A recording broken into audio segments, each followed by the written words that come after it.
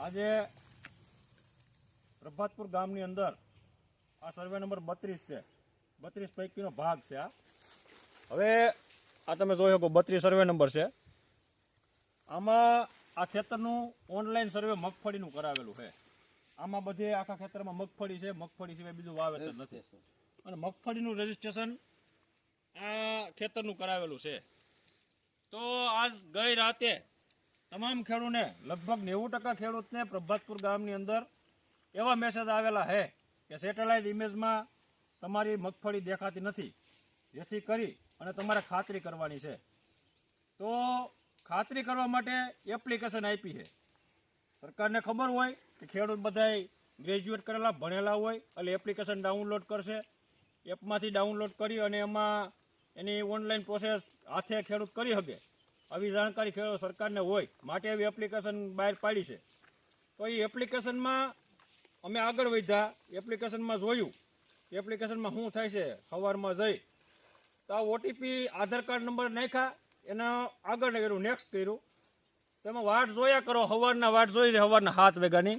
હજી ઓટીપી આવ્યો નથી. અત્યારે 9:45 થવા આવ્યા છે. આ સવારના 7 વાગ્યાની ટ્રાય કરીએ છીએ, ઓટીપી આવતો નથી.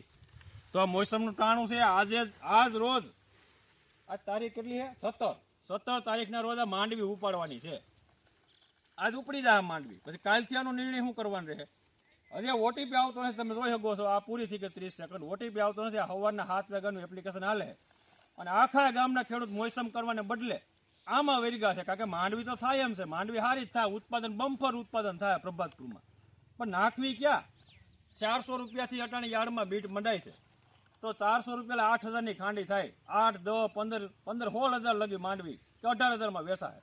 તો માંડવીની ભારે નુકસાની સહન કરવી ન પડે એના માટે ઓનલાઈન રજીસ્ટ્રેશન કરાવેલ હતું.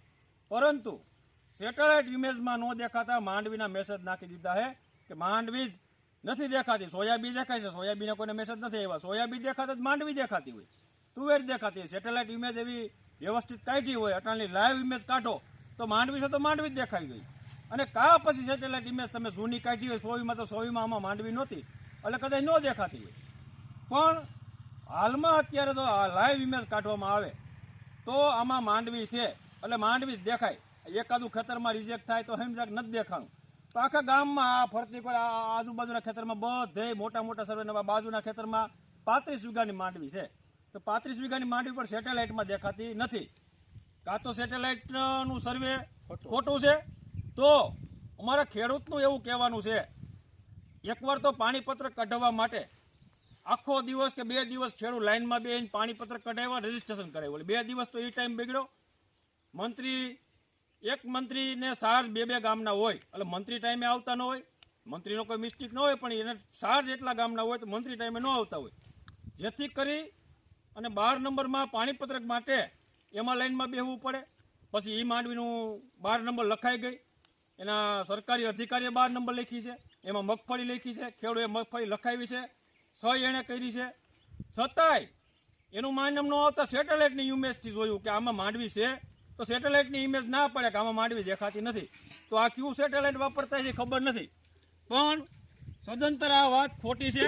પાણીપત્રકને માન્ય કરી અને આ અરજીનો તાત્કાલિકપણે નિકાલ કરવો જોઈએ. ખેડૂતનું ઓનલાઈન રજીસ્ટ્રેશન બગડશે.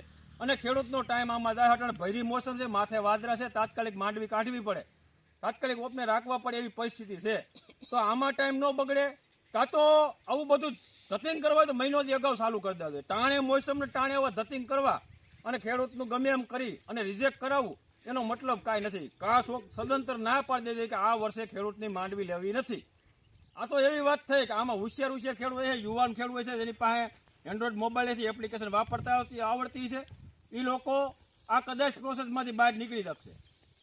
અથવા તો કોઈ ગ્રામ સેવક આવશે. માની લો પ્રભાતપુરના ગ્રામ સેવક છે, એની પાસે 15-16 ગામ છે.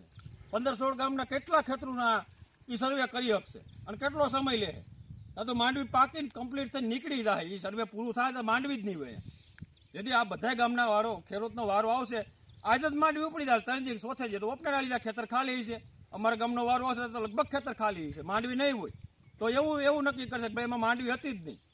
તો અત્યારે હાલમાં માંડવી છે, જેનું ગમે બીજો રસ્તો કાઢી અને પાણીપત્રકને માન્ય રાખી અને માંડવીને પ્રોસેસમાં લેવી જોઈએ એવી અમારી ખેડૂતની માગણી છે. અને આ જેમ ખેડૂતને હેલું પડે એ રીતની કામગીરી કરે સરકાર એવી માગણી છે.